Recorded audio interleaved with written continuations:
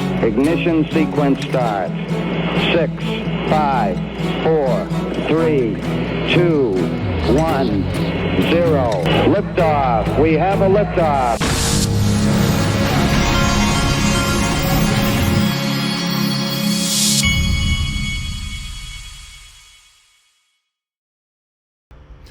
Hey everybody, this is the Digital Asset Investor, and I went in the kitchen this morning to talk to my now 18-year-old, and is it just me, or do these kids act like it's just an annoyance to even have to talk to us? This kid, he's looking everywhere except at me, looking at his food, looking all over the place, but it's kind of like they're pissed off at you, and you're like, what? So what happened? So all this time I did all this stuff for you, and now I've pissed you off because what? I don't even know. I think that it's pretty clear when you raise kids. At some point, a switch just flips. We talk about switches flipping in regard to crypto, but I think a switch flips with these kids, and all of a sudden, they're done. They're ready to go. I think mine has crossed that chasm. He's ready to go. He's done. He's done here. Wow. To be honest, I'm not really that offended by it. I understand this is how it goes. The tough part is getting his mother to not be offended by it. Circle's filing for an IPO shouldn't come as a surprise. They tried and failed to go public in a deal that fell apart in 2022. Then they dropped a ton of hints during 2023 that the idea is back on the table. They have almost doubled their profits from $150 million in 2022 to around $300 million in 2023. Now that Bitcoin has IPO'd via ETF and Coinbase has skyrocketed 400%, Circle said, "We'll join you." Surely the SEC can't say no. The company submitted a confidential filing with the SEC, should hopefully see the IPO take place once reviews have been completed. Whilst tech stocks skyrocketed in 2023, the tech IPO market has been flat since 2021, and Circle is certainly hoping to get this bull market show on the road by changing all that.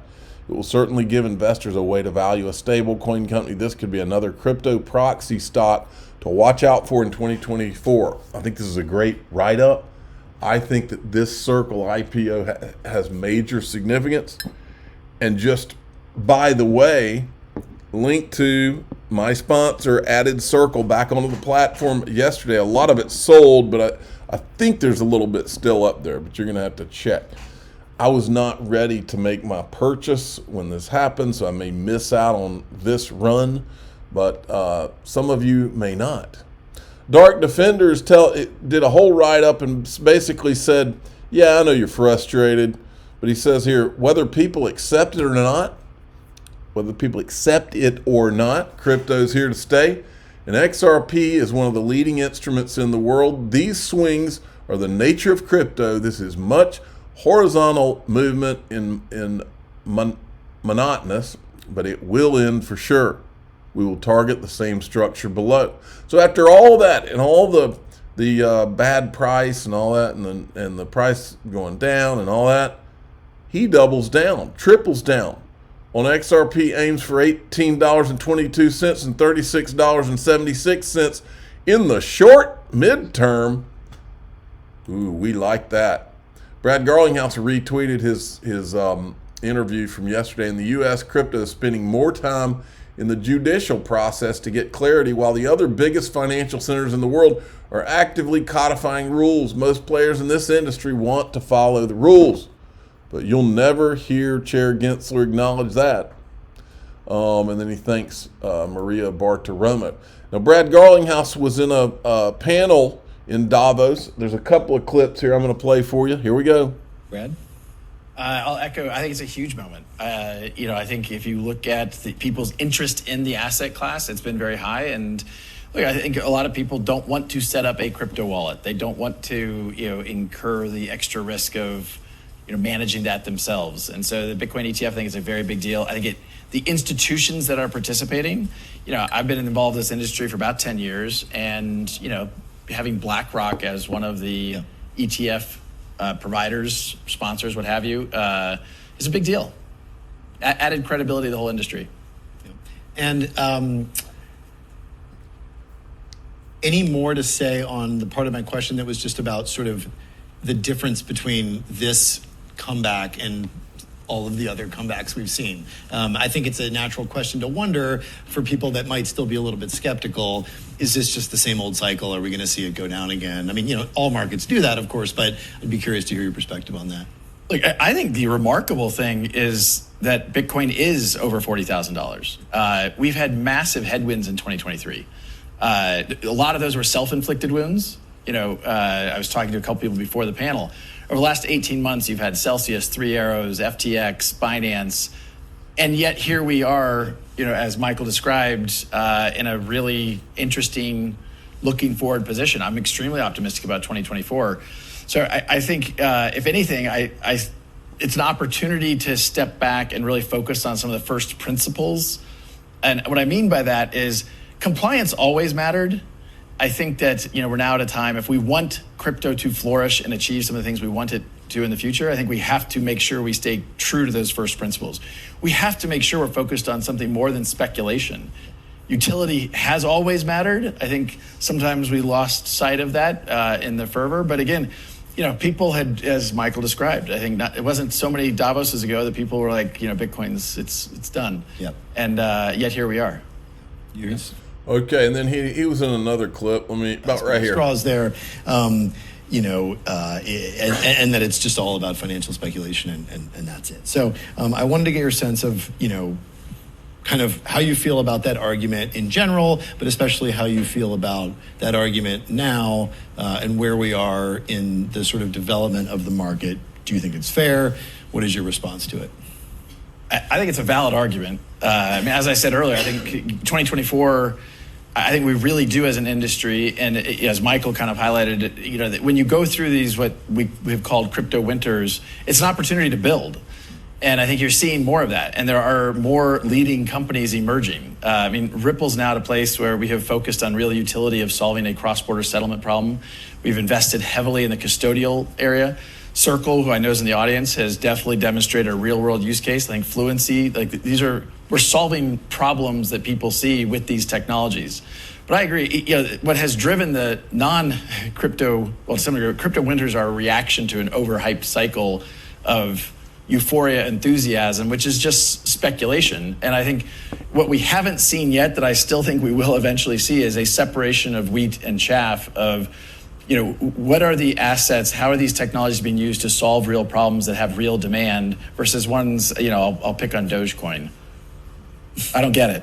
Other than Elon Musk as the central actor, I don't see the use case and the purpose. And I'm sure I'll get lots of shit for saying that Dogecoin's not. Probably will, but that's okay. That makes it fun, Brad. Fun is a use case. I guess entertainment. That counts. Fun is a use case. It's so stupid. Oh man, we don't care about getting flack from people that are Dogecoin people. Look, if pump and dump is your game, you're at the wrong place. That is not what we're about here. We're about the adults in the room. And Brad Garlinghouse just gave you an adult comment. You're just going to have to sit down and play with your toys and calm down. Stuart Alderati, David has flagged a must-read quote from yesterday's Supreme Court argument, and I'll add this, Jim, and that ends up with a phenomenon where we have major problems in society that aren't being solved because instead of actually doing the hard work of legislation where you have to compromise with the other side, you rely on an executive branch friend to do what you want, and it's not hypothetical. To that, my friends, is the definition of regulation by enforcement. And then here's a clip where this guy is, what is his name? Paul Barron. He's talking about the Coinbase case. Around why and what they're trying to achieve with this motion to deny. Listen in. I'd like to understand that a little bit more. I believe that Coinbase disagrees with you and says this is the judge in the Coinbase case talking. Not that big a deal, but you've made mention of the uniqueness of it. I'd like to understand why I should care. If what you're arguing is that Coinbase is somehow, by providing these intermediation services, violating the securities laws, that the actual token issuers are themselves violating the securities laws, is that correct? Not exactly, Your Honor. Okay. When the issuers decided to issue these tokens, SOL or SOL, for example, do you believe they were issuing securities? If yes, Your Honor, yes, we were.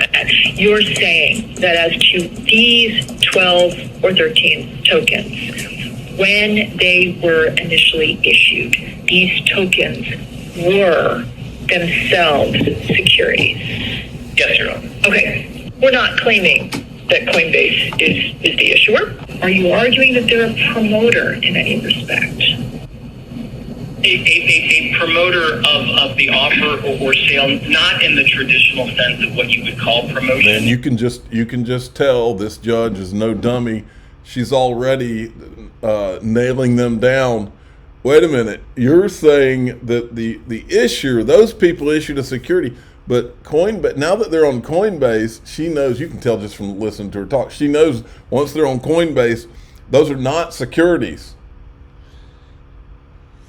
That shouldn't even be a court case, folks. Gary Gensler should be fired.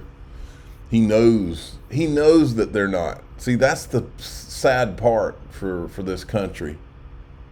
He's letting China get away with whatever they want while he goes after all these U.S. companies. Check this out. Hello, world. This tweet was done. It's at Satoshi. It was yesterday, and it got tons of views, tons of retweets, and everybody's wondering what this is. There was like a thing underneath it earlier. Let me see if it's still there. Yeah. Craig S. Wright, a person who lied under oath and lies about being Satoshi Nakamoto, reportedly controlled this account at one time. Supposedly, he lost access to this account, but that is just speculation. This account has nothing to do with Bitcoin or its anonymous creator. How do they know? I guess they know. I don't know. But the point is more important to me. The point is that the real Satoshi could come and do this and then send Bitcoin from that wallet out of nowhere. And I just don't believe that BlackRock and all these people are building things all around this Bitcoin thing without knowing who Satoshi is. I think they've always known. I think the powers that be and the major players have always known who Satoshi is, which means they're acting on information that you and I don't have. What are the legalities of that? What are the chances that at the same time we get this from Stephen Narioff? The walls are closing in. Boring Sleuth is shaking the foundations of crypto by blowing the lid off the Ethereum Foundation's involvement in the 2016 Dogecoin exchange hack. He suggests this scandal is linked to the foundation's financial troubles, a topic extensively covered in my 3-hour conversation with Vitalik Buterin back in 2015. These revelations are too significant to be suppressed or ignored. Boy, these things are starting to be picked up by some of these news outlets, and it is getting interesting. Now, then we've got this. Speaking of crypto crime, released its annual crypto crime trends report this morning, revealing that illicit activity declined in 2023 compared to the year before, as scams and hacks dropped, but ransomware and darknet activity increased. According to this report from the blockchain intelligence firm, more than $24 billion worth of crypto was received by illicit addresses last year.